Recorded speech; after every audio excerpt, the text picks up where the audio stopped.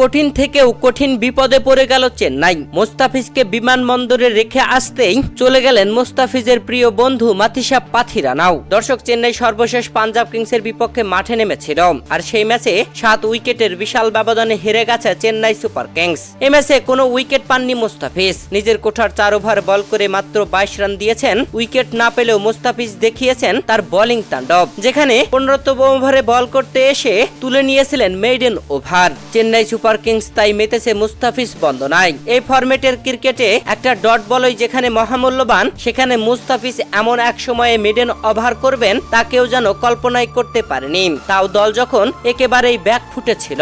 তবে দুর্দান্ত এই মুস্তাফিজকে আর পাচ্ছে না চেন্নাই। মুস্তাফিজুর রহমানকে পাওয়া যাবে না বলে হাহাকার শোনা গেছে চেন্নাই সুপার কিংসের অনেকের কণ্ঠে। এবারের আইপিএলে বাংলাদেশের এই পেসারের শেষ ম্যাচের পর সেই হতাশার কথা বলেন দলের প্রধান coach Stephen Fleming. Chennai super কিংসের কোচ পাশাপাশি জানালেন তাদের জন্য আরেকটি দুর্ভাবনার খবর। দীপক চাহারের অবস্থাও খুব একটা ভালো নয়। পাঞ্জাব কিংসের বিপক্ষে এই ম্যাচে অবশ্য আইপিএলে অভিষেক 2 দিকে সুইং করিয়ে বেশ নজরকাড়া বোলিং করেছেন ইংলিশ পেসার রিচার্ড গিলসন। তাতে একটু স্বস্তি পাচ্ছেন ফিল্মিং, তবে সার্বিক অবস্থা যে অস্বস্তির তা ফুটে উঠল কোচের কণ্ঠে।